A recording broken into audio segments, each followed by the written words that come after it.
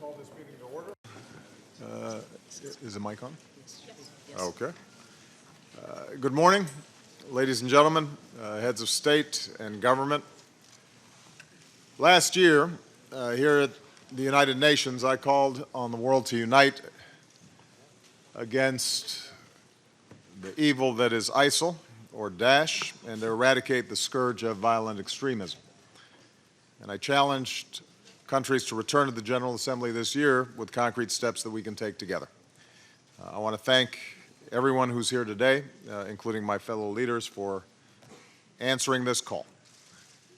We are joined by representatives from more than 100 nations, more than 20 multilateral institutions, some 120 civil society groups from around the world, and partners from the private sector. I believe what we have here today is the emergence of a global movement that is united by the mission of degrading and ultimately destroying ISIL. Together, we're pursuing a comprehensive strategy that is informed by our success over many years in crippling the al-Qaeda core in the tribal regions of Afghanistan and Pakistan. And we are harnessing all of our tools: military, intelligence, economic, development, and the... Now, I have repeatedly said that our case is civil war countries, but against its ideology. And so with the few minutes I have, I want to provide a brief overview of where we stand currently. Our coalition has grown to some 60 nations, including our Arab partners. Together, we welcome 3 new countries to our coalition: Nigeria, Tunisia, and Malaysia. Nearly 24 nations are in some way contributing to the military campaign, and we salute and are grateful for all the service members from our respective nations who are performing with skill and determination. In Iraq, ISIL continues to hold Mosul, Fallujah, and Ramadi. But Iraqi forces, backed by coalition air power, have liberated towns across Kirkuk province and Tikrit. ISIL has now lost nearly a third of the populated areas in Iraq that it had controlled. The enormous sacrifices being made by Iraqi forces and the Iraqi people in this fight every day. In Syria, which has obviously been a topic of significant discussion during the course of this General Assembly, we have seen support from Turkey that has allowed us to intensify our air campaign there. ISIL has been pushed back from large sections of northeastern Syria, including the key city of Tal Abyad, putting new pressure on its stronghold of Raqqa. And ISIL has been cut off from almost the entire region bordering Turkey, which is a critical step towards stemming the flow of foreign terrorist fighters. Following the Special Security Council meeting I chaired last year, more than 20 additional countries have passed or strengthened laws to disrupt the flow of foreign terrorist fighters. We share more information, and we are strengthening border controls. We've prevented would-be fighters from reaching the battlefield and returning to threaten our countries. But this remains a very difficult challenge, and today we're going to focus on how we can do more together. In conjunction with this summit, the United States and our partners are also taking new steps to crack down on the illicit finance that ISIL uses to pay its fighters, fund its operations, and launch attacks. Our military and intelligence efforts are not going to succeed alone.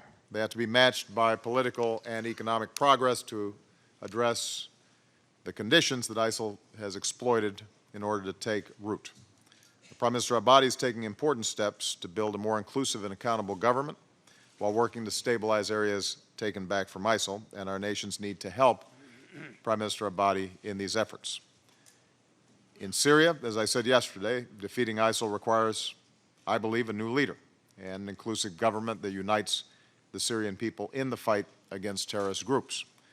This is going to be a complex process, and as I've said before, we are prepared to work with all countries, including Russia and Iran, to find a political mechanism in which it is possible to begin a transition process.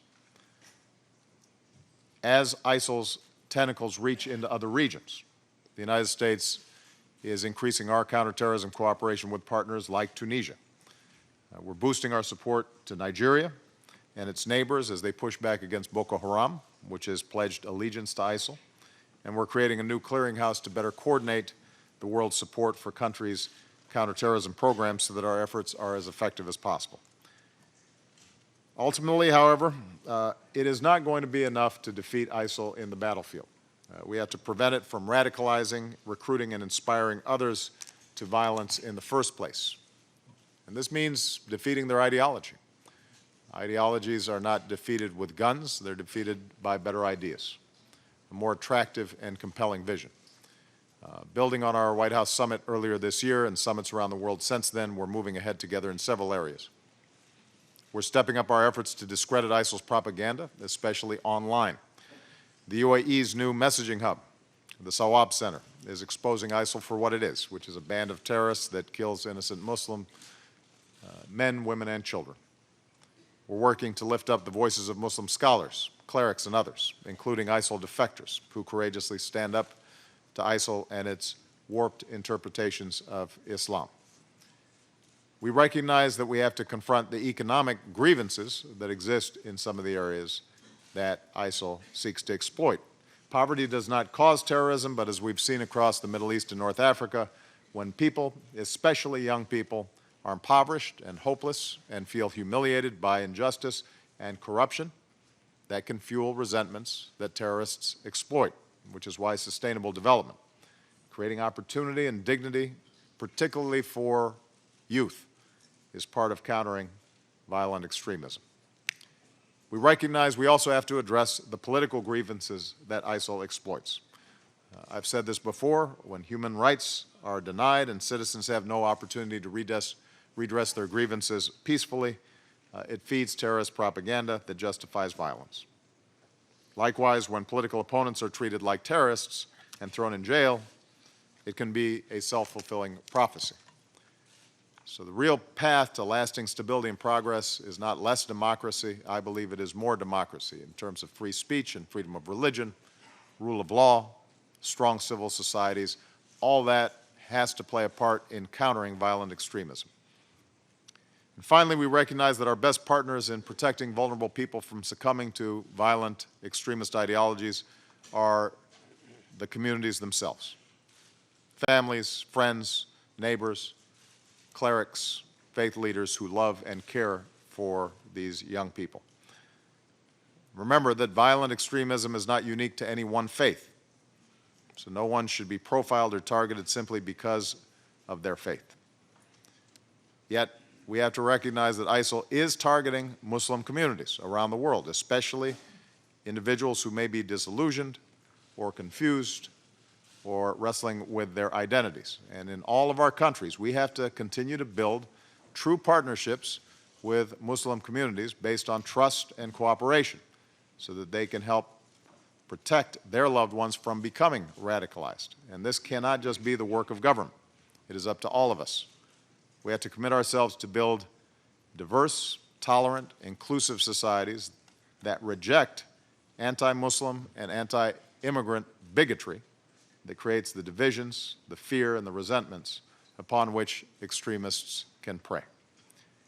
I'm pleased that here at this summit, businesses, including high-tech companies, are investing funds, training, and technological expertise to support innovative programs that push back on violent extremism. Cities around the world are joining together to build more resilient communities. Researchers are partnering to share best practices, knowing what works and what we can do better. And as we saw yesterday, young people from around the world are participating in their own summit. And these young people, many of them Muslim, are coming together and using their talents and technology to push back on ISIL's propaganda, especially online, and to protect their brothers and sisters from recruitment. These young people are an inspiration and give us hope. And I'd ask everyone to join me in thanking all the young people who are here today.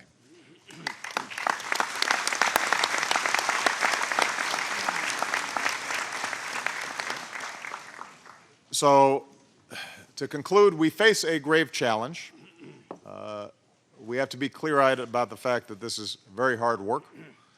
We have individuals here like Prime Minister Abadi and President Buhari who are on the front lines. This is not going to be turned around overnight, because it is not just a military campaign that we are involved in. There are profound changes taking place in the Middle East and North Africa. There are problems that have built up over decades that are expressing themselves and manifesting themselves in organizations like ISIL. Even if we were to wipe out the entire cadre of ISIL leadership, we would still have some of these forces at work. But ultimately, I am optimistic. In Iraq and in Syria, ISIL is surrounded by communities, countries, and a broad international coalition committed to its destruction. We've seen that ISIL can be defeated on the battlefield, where there is sound organization and a government and military that is coordinating with this coalition and with our diplomatic efforts. And here at this summit, we're seeing a new global movement to counter the violent extremism that ISIL needs to survive. Like terrorists and tyrants throughout history, ISIL will eventually lose, because it has nothing to offer but suffering and death. And when you look at the reports of those who are laboring under their control, it is a stark and brutal life that does not appeal to people over the long term. So we will ultimately prevail, because we are guided by a stronger, better vision, a commitment to the security, opportunity, and dignity of every human being. But it will require diligence, focus, and sustained effort by all of us.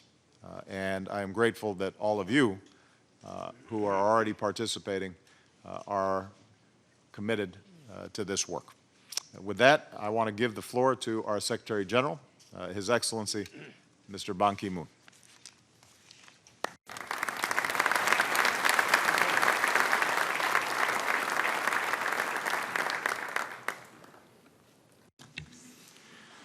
Thank you, Your Excellency President Obama, for your strong leadership and very inspiring and visionary statement today. And I'd like to also thank you for hosting this very important Leaders Summit this morning, after a very successful and meaningful White House Summit meeting on countering violent extremism in February in Washington, D.C. Since then, this process has sparked serious conversations around the world to address the menace at its root. Violent extremist groups, including Daesh and Boko Haram, pose a direct threat to international security, mercilessly target women and girls, and undermine universal values of peace, justice, and human dignity. That threat is growing. Our most recent data shows a 70% of increase in foreign terrorist fighters from over 100 countries to regions in conflict. Addressing this challenge goes to the heart of the mission of the United Nations, and it requires a unified response. We know violent extremism flourishes when human rights are violated, aspirations for inclusion are ignored, and too many people, especially the world's young people, with their hopes and dreams, lack prospect and meaning in their lives. We also know the crucial ingredients for success: good governance, the rule of law, open pluralist societies, quality education, and decent jobs, full respect for human rights. Security-focused counterterrorism measures are crucial. Yet we can no longer have such efforts backfire by playing into the hands of those we are seeking to defeat, or by further alienating already marginalized groups or communities. The United Nations Global Counterterrorism Strategy, the Security Council Resolution 2178, provides tools for addressing the scourge of violent extremism, including the growing flow of thousands of foreign terrorist fighters. The duly adopted Sustainable Development Goals also echo the voices of people and critically include a goal of peace, justice, and strong institutions. Our objective must be to go beyond countering violent extremism to preventing it in the first place. On the basis of an emerging international consensus, I intend to present a comprehensive plan of action to prevent violent extremism early next year to the General Assembly.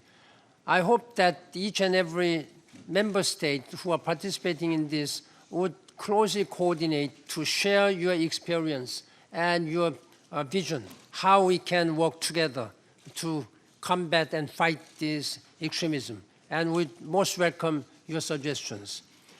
This plan, which is firmly based on the UN Global Counterterrorism Strategy, will provide specific recommendations to member states on individual and collective actions to systematically address the drivers of violent extremism at every level.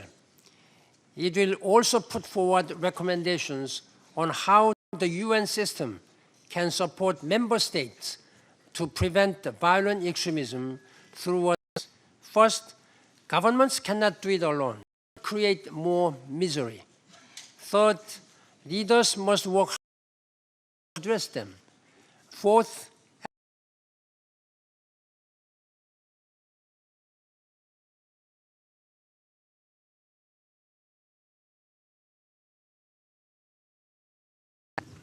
للأمم المتحدة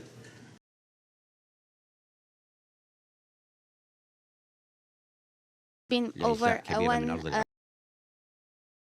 has caused of tragedies, and at the day there has been not only a threat to us but for the whole. We have this coming months, and we can and our approach last year from a country that was sectarian wars, and the government was very weak at that point. We had crisis that was financial and bureaucracy, heavy bureaucracy in the country, and a lot of unemployed people. We have worked hard in order to reunify our country against and rebuilding our forces and regaining our connection with the world, and building also the tribal communities and their leaders, including Anbar, Salahuddin, and Mosul, who are under threat of ISIS. A lot of the tribes' sons are fighting by the government military forces, and we are eradicating the roots of corruption and civil associations after we have recused a lot of officials in different governments, and we provided more than 80,000 personnel who are fighting Daesh with salaries also for fighting ISIS, and we also have cancelled what is more than 50,000 of what is called the elusive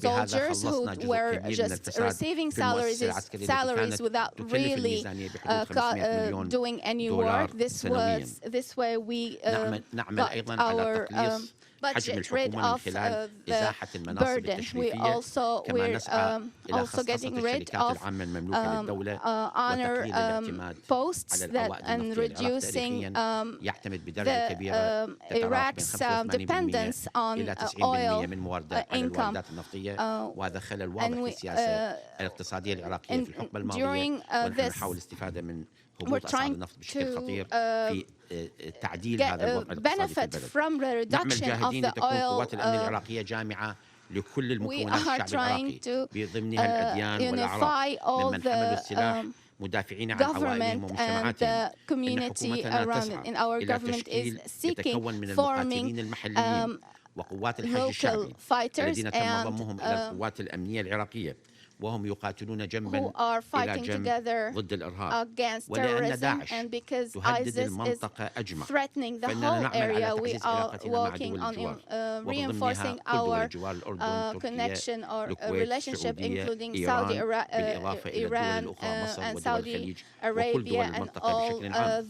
بينما نقوم بإصلاحات في جبهتنا الداخلية وخطوات جديدة على الجبهة الدبلوماسية، فإننا نحرز انتصارات في ساحات المعركة. ففي السنة المنصرمة وبمساعدة التحالف والدول الصديقة قمنا بتحرير آمرلي وبروانة وجرف الصخر وزمار وبيجي وجولاء والسعدية والضلوعية والدور والعلم والحجاج ومناطق أخرى كثيرة غيرها. وفي عملية تحرير تكريت قمنا بإشراك قوات الأمن العراقية والشرطة المحلية والشرطة الاتحادية والعشائر في تلك المنطقة والحشد الشعبي ليقوموا بتحرير مواطنينا من طغيان الإرهابيين. إن عشرات الآلاف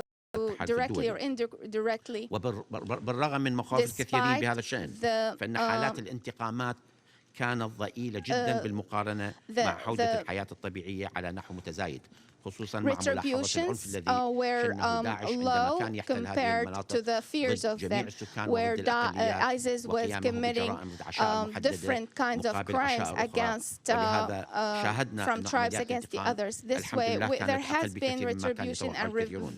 لذا فيمكننا أن نحصد انتصارات في كل المناطق على نحو مماثل لما حصل في تكريت، ولكننا نحتاج إلى مساعدة المجتمع الدولي ومساعدة الاتحاد الدولي ومساعدة جميع جيراننا.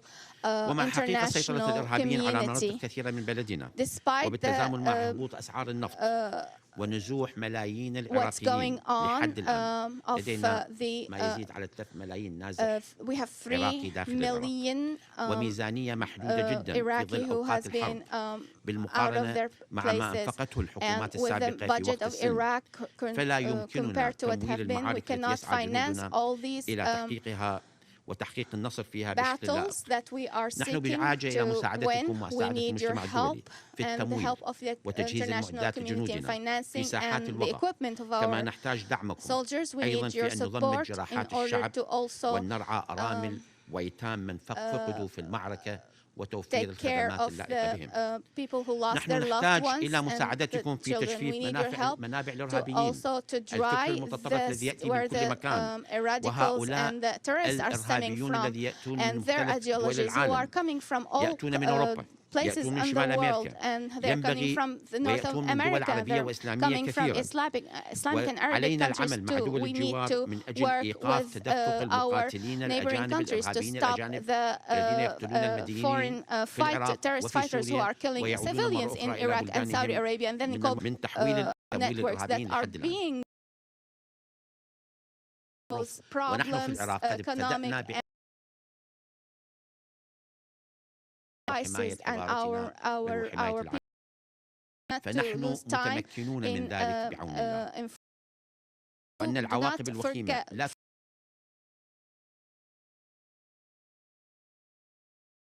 تحت ظروف تحديات كبيرة. بالتالي السيد محمد بوخاري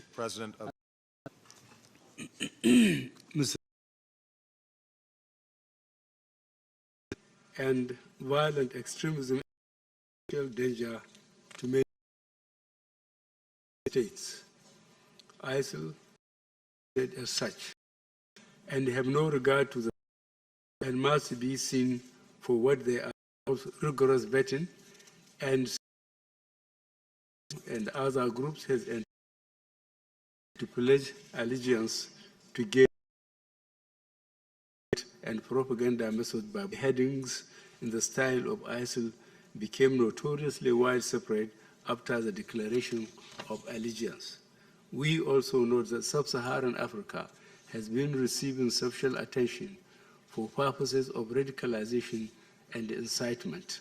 In the April 2015 edition of the IS magazine, the book entitled Sharia Alone Will Rule Khalifa. Boko Haram is now capitalizing on historic ethnic tensions of the same coin. We need to take military action and their associated radical components of an threat from source.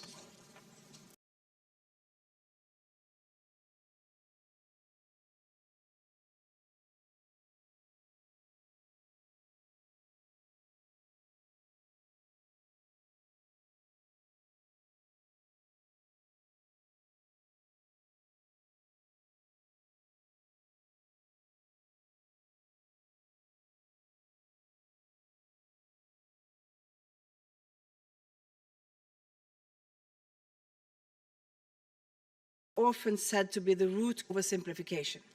It does not succeed.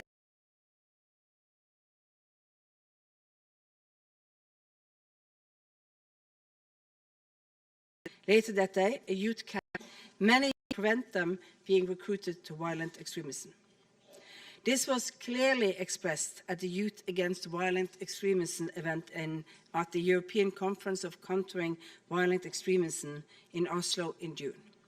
And it was highlighted once again in the Global Youth Summit in New York yesterday. An independent European youth network against violent extremism was launched in Oslo in June. We hope this will grow into a global network, and we hope that you will all find it as a useful partner in developing your own plans to stop violent extremism. Last year, the Security Council adopted Resolution 2178, which calls for the promotion of women's empowerment as part of the work to counter violent extremism. Extremists also understand the power of women, so they want them on their side. At the same time, they attack women's rights and silence women who are often an alternative vision of society. But it's exactly these voices that must be heard. Therefore, I warmly welcome and support the new alliance of women's organizations against the violent extremism. But I like to underline, when women raise their voices like this, they are not just heard by the extremists and hit by the extremists. They are often also attacked by more traditional forces in our societies. They will need our backing if they shall do their work against extremism. As new forms of violent extremism emerge, new knowledge is needed. We must improve our ability to share information that we already have, but we also need more research to shed new lights on the local drivers of extremism. It is at the local level that the drivers of violent extremism can be most easily understood. So local communities and authorities have a key role to play. The newly established Strong Cities Network will enable cities across the world to pool their resources, knowledge, and best practices. We must also strengthen international cooperation. Norway has launched a new development aid program to prevent and counter violent extremism. And we welcome the Secretary General's initiative to draw up a new action plan to prevent violent extremism. This will complement Security Council Resolution 2178, which currently underpins international efforts to stem the flow of foreign terrorist fighters. Norway is contributing to all 5 lines of effort set out by the Global Coalition to counter ISIL. The Norwegian military contingent is now fully deployed in Iraq. We are helping to stem the flow of financial resources and foreign terrorist fighters, working to counter ISIL's propaganda and helping to stabilize areas in Iraq. We are also providing humanitarian assistance.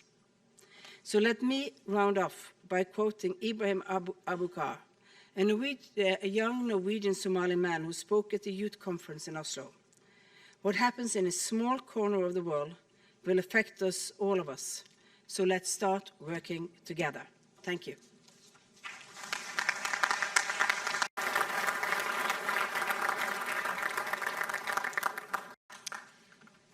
Thank you very much, Your Excellency, for that excellent statement. We're now moving to a critical part of coalition members in discussing how military training and support is the kind of cooperation. I want to begin by of Jordan. Your Majesty. Bismillah ar-Rahman ar-Rahim. Thank you. As a result of our efforts, Daesh is our strategy and upgrading, and Iraq a more as well as an inclusive alleviates their suffering. First and foremost, fight to protect. Again, and another challenge we still need to address more effectively is the battleground in cyberspace. We know Daesh is replenishing its ranks by targeting and luring potential members worldwide through social media, and it is still able to fund new recruits' travel to Syria and Iraq. Daesh, Al-Shabaab, Boko Haram, and various terrorist groups that we are looking at are offshoots and franchises of the same threat and are in Sinai, Libya, Yemen, Mali, and now in Afghanistan and elsewhere in Africa and Asia. None of us are safe until we have a path forward that addresses this interconnected reality. This is not a single country's problem. It is not a local or regional problem. It is our collective problem.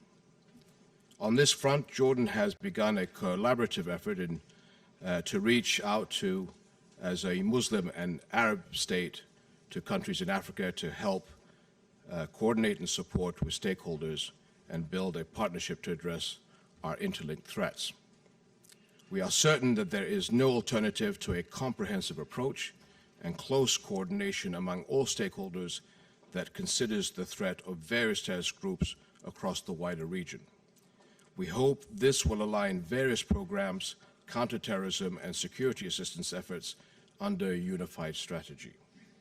Finally, we cannot tackle this threat in a vacuum. A world that allows the Palestinian-Israeli conflict to move further away from the two-state solution is a world that fuels extreme war. Winning hearts and minds remains a big challenge, as this will also require, in the longer and medium term, dealing with governance, poverty, youth, job creation, and education. It is only by stabilizing the entire region, giving people hope instead of fear and destruction, that we will truly address these and other challenges, including the outpouring of refugees, many of whom are fleeing from terror and seeking a decent life far from their homes. Thank you, Mr. President.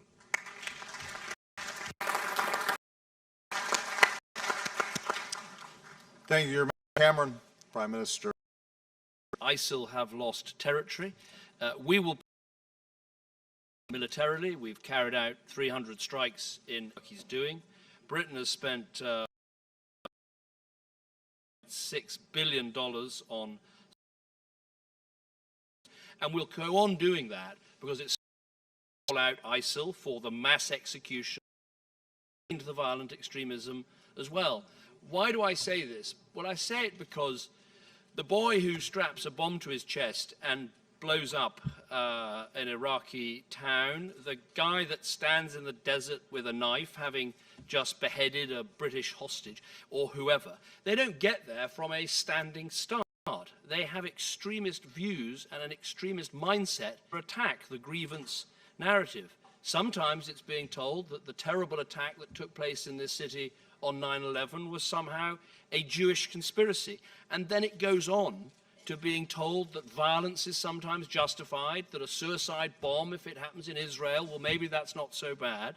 And you get an extremist mindset that then moves on to the belief that taking part in violent jihad or joining ISIL or joining any of these other franchises, Al-Shabaab or others, is justified. And my point is simply this: we have to stop this process at the start, not at the end.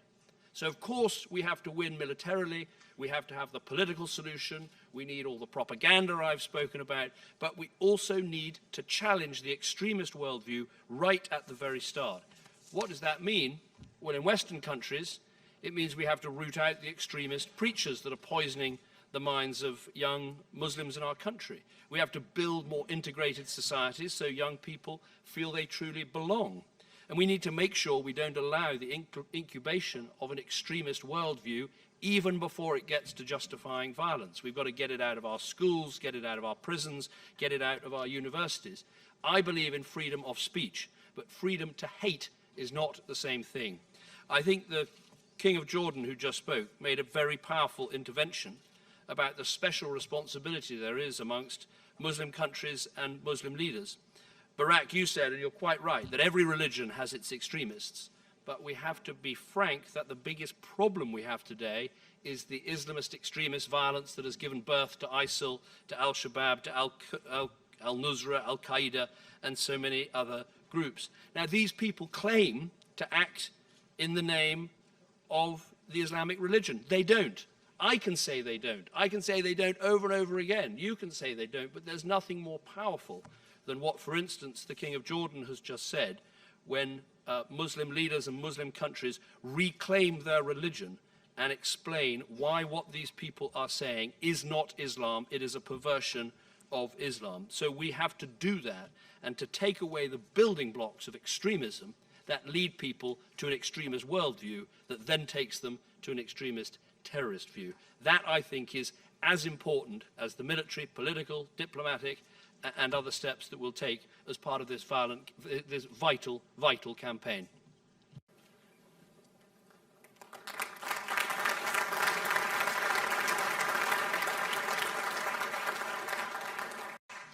Thank you, David. I want to now give the floor to His Excellency, Mr. Mark Rutte, Prime Minister of the Kingdom of the Netherlands. Thank you, Barak. Esteemed colleagues, ladies and gentlemen. On January 8th this year, I stood among thousands of people on Dam Square in Amsterdam. It was one day after the cowardly attack in Paris on the editorial staff of Charlie Hebdo. One day after the cold-blooded murder of 12 innocent people. People around the world were deeply affected by these events. Je suis Charlie, and we said it in Amsterdam too. It was an evening I'll never forget. There we stood, united and resolute. Men and women from all corners of the earth, young and old, people of every religious background. And our message to terrorists was loud and clear. We are different, and yet we are one. We are, still feel the emotion. This threat also spreads insecurity, fight against Daesh, and in combating violent extremism. We have, so we stand shoulder to shoulder with many others. We have sent military trainers and equipment to Iraq to train the Iraqi army there where it is happening. A second track the Netherlands is following is prevention. In our own country, we have developed a broad program focusing not only on potential foreign terrorist fighters, but on parents, schools, local government and the local police too. If we can give young, often impressionable people the prospect of a good future, they will be less drawn to extremist groups. The idea is that intervening early in their immediate social environment is the best way to stop young people being tempted to go off to fight abroad. Any kind of positive and moderate influence can help. Our approach is inclusive where possible and repressive where necessary. Our international efforts include working with partners in the Global Counterterrorism Forum. The forum is a primary platform where countries can share knowledge and information in order to prevent terrorism. A few days ago, the Netherlands became co-chair of the forum, affirming our long-term commitment. The forum complements and collaborates with the UN and other organizations. Over the past year, there has been a big focus on how to prevent potential foreign terrorist fighters from traveling abroad and how to deal with those who come back. The fact is that violent extremism and terrorist groups like Daesh, Al-Qaeda, Jabhat al-Nusra and Boko Haram are constantly evolving. This is not a static threat and will not simply disappear. The international community cannot afford to sit back. We must be vigilant and protect, and whose Barbara in the Netherlands remains fully committed to the task ahead. Freedom is our inspiration, resolve is our weapon, and together we will succeed in pushing back the terrorist threat. Thank you.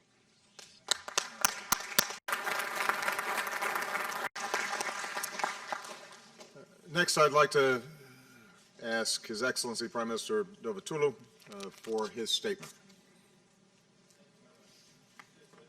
Excellencies, distinguished colleagues, I add my voice to the words of appreciation and thanks to President Obama for this much timely initiative, especially when New York is the beating heart of the international public opinion. My country, having been the victim of terrorism since early 1970s, knows only too well that terrorism is an ugly instrument of illegitimate politics. In the course of this year only, we have been targeted by 3 terrorist organizations, groups with different extremist ideologies, namely Daesh, PKK and the HKPC. In late July, Daesh attack on civilians in Turkey, PKK attacks all and security personnel. PKK's concomitant attacks with Daesh plays a multiplying role on the impact of terrorist threat in our region. Terrorism has no religion, ethnicity, or geography. Terrorist ideology exploiting religion is no different from terrorism exploiting race and ethnicity. There is no difference between Daesh and PKK and other terrorists to support Turkey in its fight against all types of terrorism, of radicalization and crossing the not so very thin line of support. Very personal and local elements. Thus, for every country, society, and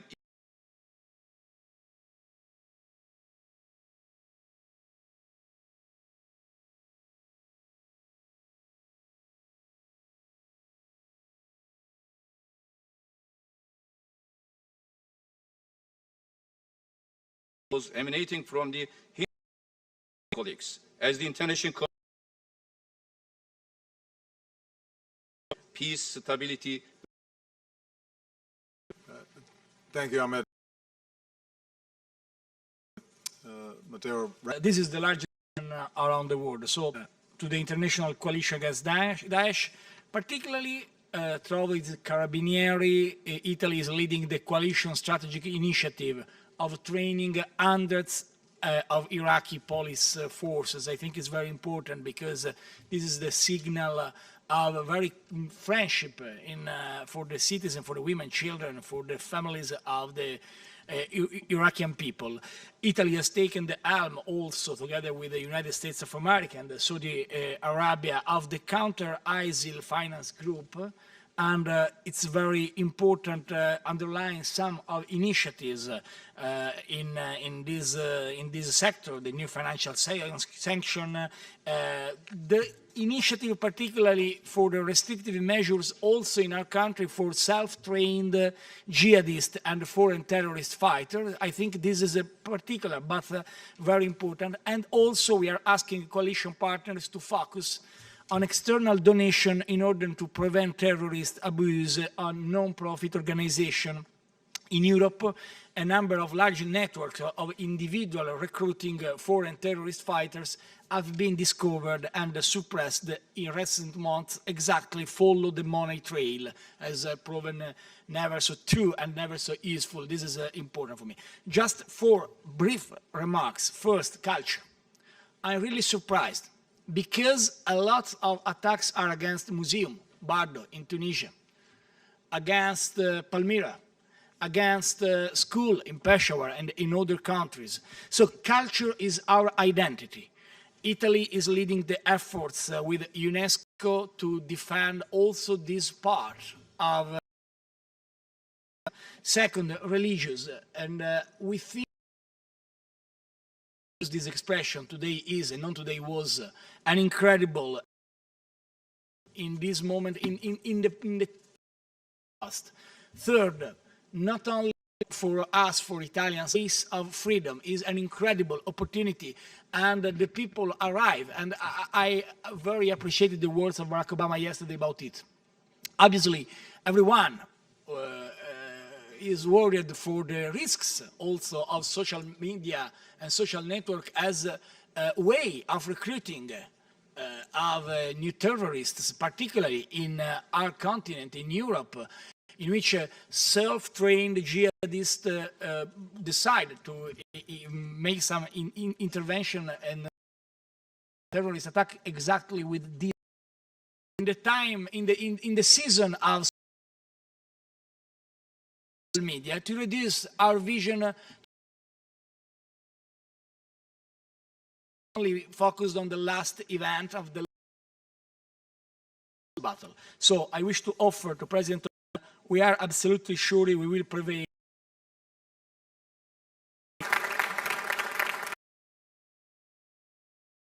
Thank you, Matteo. The coalition and be involved in us being successful in this process. At this stage, I've asked my Vice President Biden, accompanied by my Attorney General, Loretta Lynch, and our Secretary of Homeland Security, Jay Johnson, to chair the remainder of the ISIL discussion as well as the foreign fighter and countering violent extremism sessions. I asked them to be here today because, along with those seated next to me, they're the leaders in our effort to disrupt foreign terrorist fighters and counter violent extremism.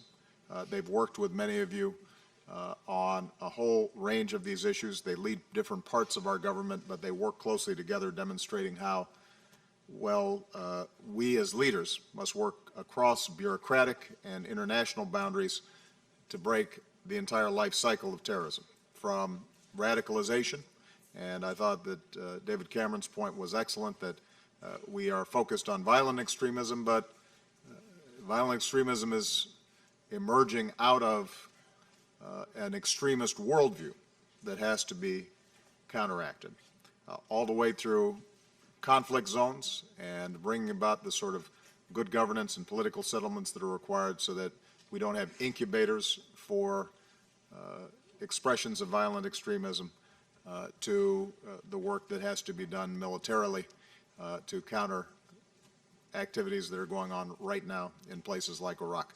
So I want to very much thank all the leaders and participants here today, including those non-governmental organizations that are participating. I'm now going to turn the chair over to Vice President Biden for the remainder of the summit. Thank you very much for your participation.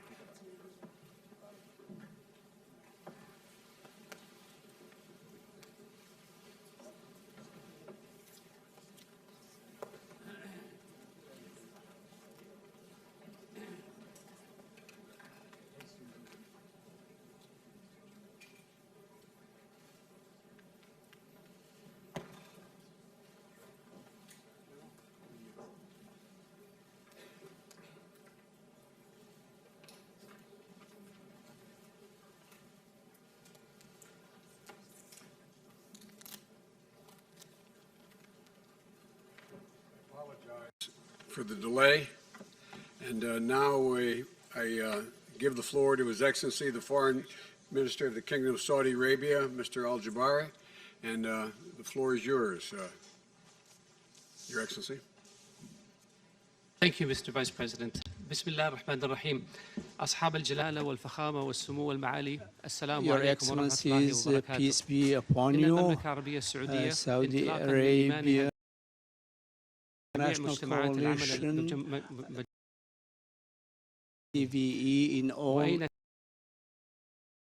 this dangerous phenomenon, and we are terrorism, but also to find how they act, because وطرحت خلاله فكرة إنشاء مركز دولي لمكافحة الإرهاب وقامت بجهود كبيرة لإنشائه المبدئية لمدة 3 سنوات بمبلغ 10 مليون دولار وحرصا منها على أهميته واستمراره للقيام بعملية لتنفيذ استراتيجية الأمم المتحدة لمكافحة الإرهاب قدمت دعم إضافي للمركز بمبلغ 100 مليون دولار ولا يفوتني أن أنتهز فرصة هذا الاجتماع لدعوة الدول المشاركة وجميع دول العالم إلى تقديم الدعم اللازم للمركز لمكافحة الإرهاب والتطرف العنيف على مستوى العالم. وختاما نتمنى لاجتماعنا هذا السلام عليكم ورحمة الله وبركاته. Be successful. We thank you all very much and peace be upon you all. Like nations the world defeating and destroying Daesh, a package of domestic counterterrorism summit held last June. However, my focus today is the coalition military capacity of others to take up the fight. Baghdad was under threat as Daesh advanced in Syria was close to mass forces. Its freedom playing its part. We're providing Iraqi security forces partner capacity training mission, the BPC, which is helping rebuild the divisions, brigades and battalions of the Iraqi army. In May, we commenced a joint Australia-New Zealand building partner capacity mission at Taji. This is a true coalition effort where we work alongside trainers from the United States and Spain and with the United Kingdom counter-IED team. Overall, across 7 BPC sites, 14,000 Iraqi personnel have completed courses. BPC-trained units are now beginning to deploy to the front line. Coalition training is helping to bolster operational confidence. The coalition is also helping ensure partners are better equipped, providing over $300 million in military equipment and supplies to date. We expect these efforts will translate to operational success. King Abdullah of Jordan spoke about the vital support provided by the air campaign. Australia has recently extended our airstrikes against Daesh targets from Iraq into Syria, pursuant to Article 51 and the legal principle of the collective self-defence of Iraq.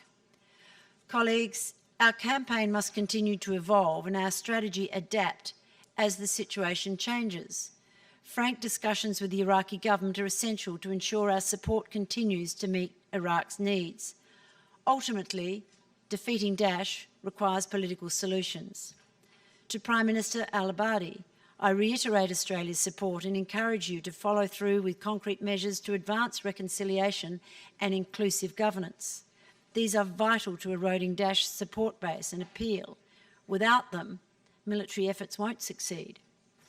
We highlight the importance of National Guard legislation, which will send a vital signal to Iraq's Sunni communities, but also to coalition members who have invested so heavily in Iraq. We also need a political solution in Syria if there is to be an end to the conflict. No transition option should be rejected at this stage. Australia strongly supports UN Envoy de Mistura's efforts towards this end. The coalition remains unified and committed, as we have reaffirmed today. Australia will continue our strong contribution to this shared challenge.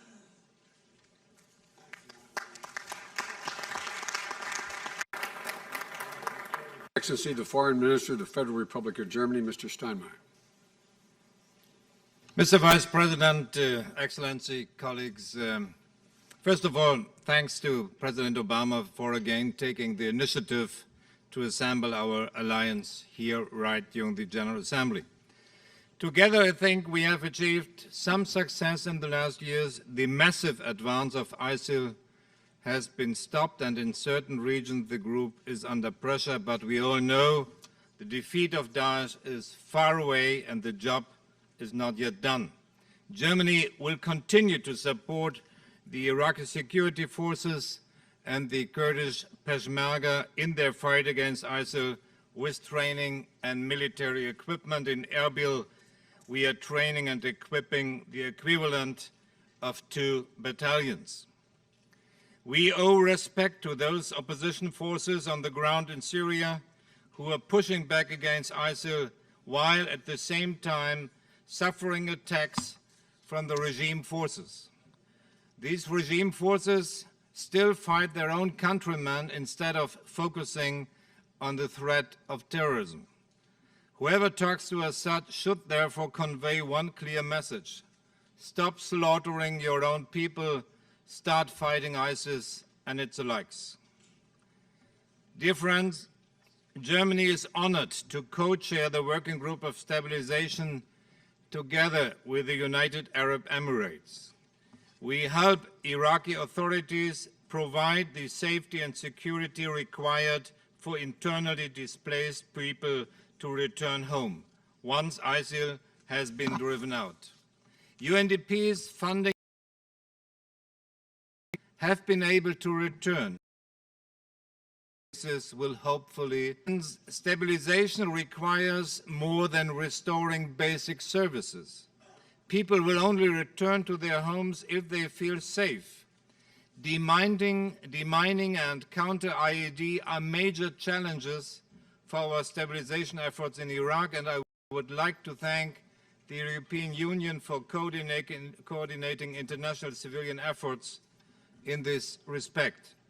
And I would like to thank Italy for coordinating international support and training to the local Iraqi police forces leading this effort in Baghdad. Successfully countering violent extremist organizations will depend on our capability to address the political root causes. For this, we need an even larger effort.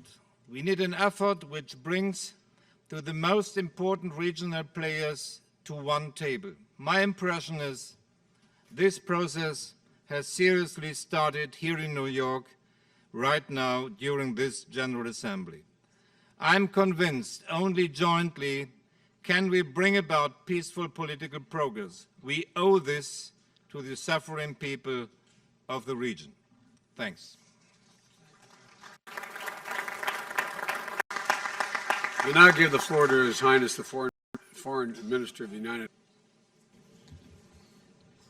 سيد نائب الرئيس بايدن، السادة والسيدات، السلام عليكم ورحمة الله وبركاته. تدرك دولة الإمارات حجم التهديد الخطير الذي يشكله التطرف في منطقتنا والعالم. إذ تحاول الأيديولوجيات المتطرفة تسميم أفكار شبابنا وتقسيم مجتمعاتنا وتحريف ديننا بما يخدم أجندتها. كما تؤسس الأيديولوجية المتطرفة الدعاية من الإرهاب، وعليه فمن الضروري أن نتصدى بكلتا الظاهرتين عبر استراتيجية دولية شاملة تستهدف الأسباب الجذرية للأيديولوجية المتطرفة. شكل عمليات القتل المنهجي التي تنفذ داعش ضد المدنيين وإبادة الأقليات الدينية والسبي والاغتصاب الجماعي والتدمير المتعمد للتراث التاريخي صدمة لم يسبق لها مثيل في عالمنا المعاصر لضمير إنسانيتنا المشتركة. إن الحرب على الإرهاب والتطرف هي حربنا جميعا نخوضها دفاعا عن قيمنا الإنسانية ضد الجماعات الإرهابية التي تستهدف أمن شعوبنا ومستقبل أبنائنا. وتلحظ الإمارات مؤشرات إيجابية وتقدما يحقق التحالف الدولي في عملياته ضد تنظيم داعش الإرهابي، إلا أن دحر هذا التيار المتطرف يتطلب جهودا دولية مكثفة. حيدر العبادي لتحقيق ضد داعش في هذا على المنطقة. الأمر الذي سيؤدي إلى اتفاق. وأن أضيف شهدنا استغلال داعش بإطلاق مركز صواب الذي مشجع للغاية. كما أطلق المركز منذ عدة أيام داعش تفضح، باتت رسائل تصدر قائمة عمله عبر وسائل التواصل الاجتماعي الحكومات